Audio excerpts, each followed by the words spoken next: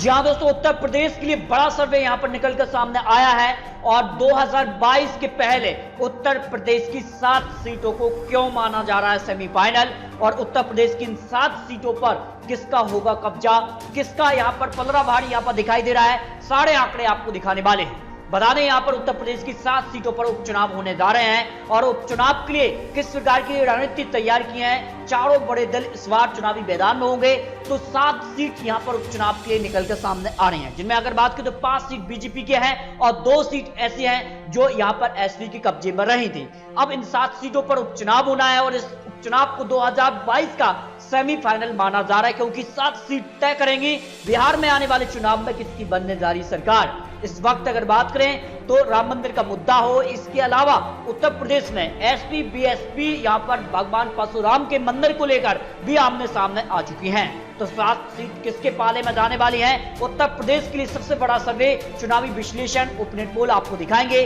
7 सीटों पर किसका होने वाला है कब्जा और 7 सीट कौन कौन सी हैं जहां पर ये चुनाव होना है। आखिर अजहरुद्दीन ओवैसी चुनावी मैदान में उतरते हैं तो उनका जो यहाँ पर वोट शेयर है और जो उनका कहीं ना कहीं आने वाले समय में रणनीति होगी, वो इस उपचुनाव को बात पता लग जाएगी आखिर वो किस वाले में जाने वाले हैं। लेकिन उत्तर प्रदेश के लिए अगर आंकड़े देखा है तो परशुराम को लेकर एससी बीएससी इस वक्त जो है आमने सामने है और उत्तर प्रदेश में ब्राह्मण वोट जो है 11% निकल कर आते हैं।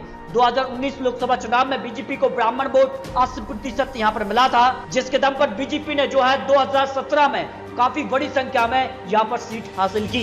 तो बीएससी सपा जो काफी कम सीटों पर सिमटे, लेकिन उपचुनाव को लेकर जो है सारे आंकड़े निकल कर आ रहे हैं सामने। और उपचुनाव से पहले कुछ और आंकड़े, ओबीसी पॉपुलेशन यहां से 40% आती है, दलित यहां पर कह सकते हैं 20%, और यहां पर कुछ फॉरवर्ड पार्टी की बात की 23% है, मुस्लिम आबादी 19%, उधर यहां पर कुछ मात्रा में आते हैं। तो उत्तर प्रदेश की 7 सीटों पर जो चुनाव होना है, जो 7 सीट खाली हुई है, आखिर ये 7 सीट खाली कैसे हुई है और कब कब किस पार्टी का यहां पर सरकार रही है, और सारे आंकड़े आपको उत्तर प्रदेश की 7 सीटों को दिखाने वाले हैं। तो वीडियो अंत तक देखते रहिए। देखिए, फिरोजाबाद के जिले से अगर बात करें तो टुंडला विधानसभा सीट पर उपचुनाव होना है।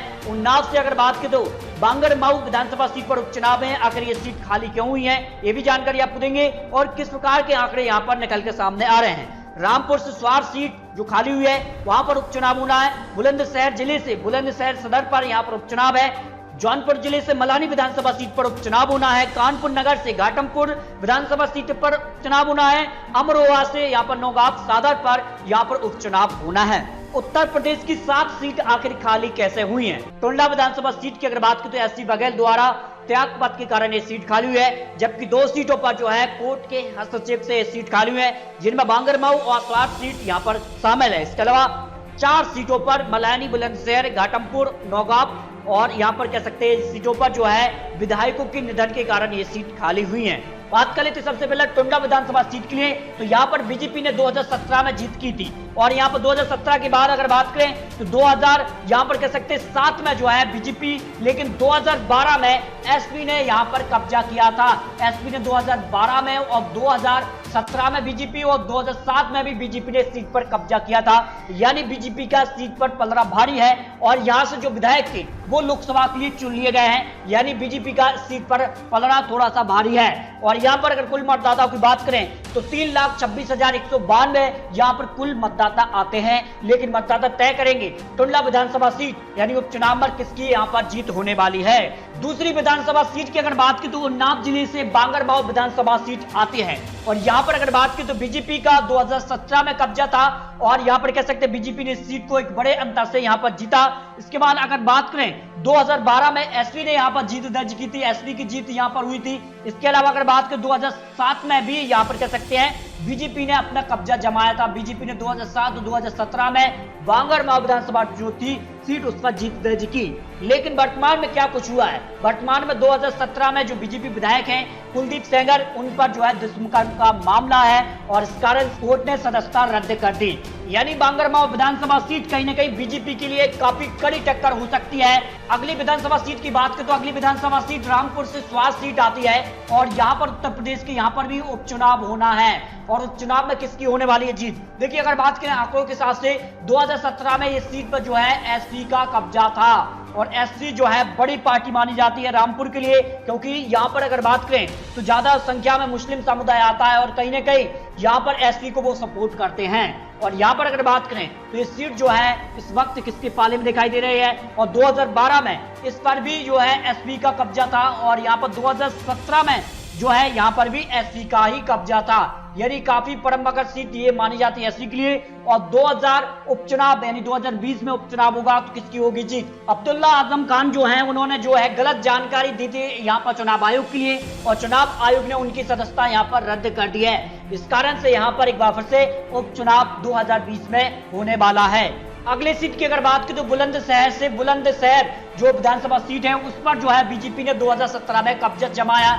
लेकिन यहाँ पर बात करें तो जो है यहाँ पर काफी कड़ी टक्कर मानी जाती है, और बुलंदशहर कहीं ना कहीं बीएसपी का गढ़ माना गया है, और ऐसे में यह अनुमान है कि इस सीट पर बीएसपी जो है एक बार फिर से यहाँ पर कब्जा जमा सकती है, क्योंकि बीरेंद्र सिंह सोरोमनी ने बीएसपी के यहाँ पर हाजी आलिम खां को यहाँ पर मात दी थी। लेकिन 2000 यहाँ पर कुछ और आंकड़े अगर आपको दिखाएं, 2012 में बीएसपी ने यहाँ पर जीत दर्ज की, और यहाँ पर कह सकते हैं 2007 में भी बीएसपी का ही कब्जा रहा था। यानी बुलंदशहर काफी टक्कर की सीट इस उपचुनाव में होने वाली है। इसके अलावा अगर बात करें मल्हानी विधानसभा सीट के लिए क्या कुछ आंकड़े निकल कर सामने आ रहे हैं। मल्हानी विधानसभा सीट की बात करें तो 3,33,683 को मतदाता यहाँ से आते हैं, और यहाँ पर अगर बात करें 2017, 2012 और 2007 में एसपी की ही यहाँ पर सरकार रही है। जहां 2017 में पूरे देश के अंदर कहीं ना कहीं मोदी लहर थी, मल्हानी वो विधानसभा सीट है जहां पर एसपी ने अपना कब्जा जमाया।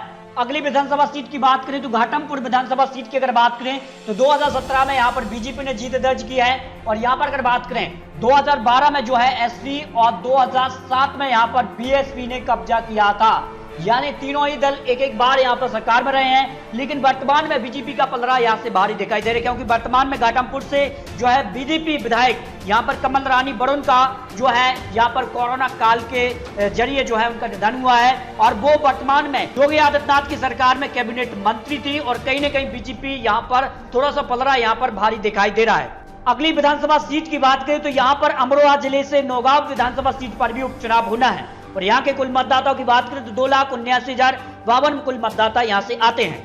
2017 विधानसभा चुनाव में यहाँ पर बीजेपी ने जीत दर्ज की थी, तो 2012 में एसपी ने यहाँ पर कब्जा जमाया था।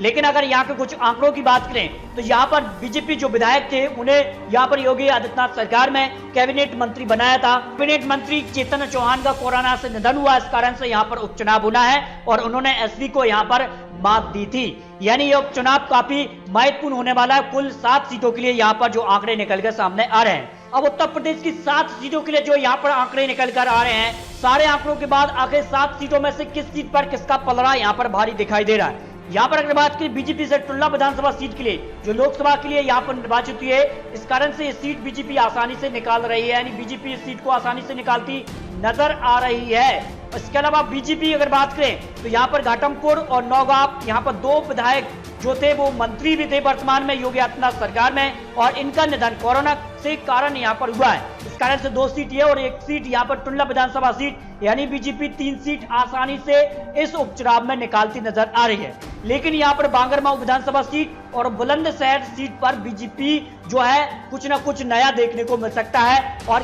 बांगरमाऊ विधानसभा सीट पर जो यहाँ पर विधायक थे जिन पर दुष्कर्म का मामला था, इस कारण से कहीं ना कहीं ये सीट बीजेपी से निकल सकती है, एसपी के खाते में ये सीट जा सकती है। इसके अलावा अगर बात करें तो स्वार विधानसभा सीट और यहाँ पर मल्हानी विधानसभा सीट एसपी के कब्जे में थी 2017 विधानसभा चुनाव में। यहाँ पर रामपुर की जो विधानसभा सीट है वो आसानी से एक बार से एसपी के पक्ष में जा सकती है, और मल्हानी विधानसभा सीट है वो भी आसानी से एसपी के पक्ष में भी जा सकती है। अब यहाँ पर बुलंदशहर और बांगरमाऊ विधानसभा सीट में से यहाँ पर कड़ी टक्कर देखने को मिल सकती है। तो दोस्तों उत्तर प्रदेश की 7 सीटों पर कुछ आंकड़े आपको दिखाए, लेकिन आंकड़े तो बदल भी सकते हैं आने वाले समय में। लेकिन आपको क्या लगता है कि उपचुनाव में 7 सीटों पर किसकी होने वाली है जीत? क्योंकि ये उपचुनाव काफी महत्वपूर्ण देखा जा रहा है, और उपचुनाव 2022 का सेमीफाइनल भी माना जा रहा है, क्योंकि 2022 विधानसभा चुनाव में ज्यादा समय नहीं है और सभी पार्टियां अपनी अपनी तैयारी में जुट चुकी हैं। और आने वाली जानकारी के लिए आप अपनी चैनल को सब्सक्राइब भी कर लीजिए, क्योंकि आने वाले समय में उत्तर प्रदेश समेत कई और राज्यों पर भी उपचुनाव होना है, जिनमें बिहार में विधानसभा चुनाव होने हैं, मध्य प्रदेश में 27 सीटों पर उपचुनाव होना है, यहाँ पर हरियाणा में भी कुछ सीट, मणिपुर में भी होना है उपचुनाव। तो सभी जानकारी के लिए चैनल को सब्सक्राइब करना बिल्कुल ना भूलें। मिलते हैं और नई जानकारी के साथ, तब तक के लिए जय हिंद, जय भारत।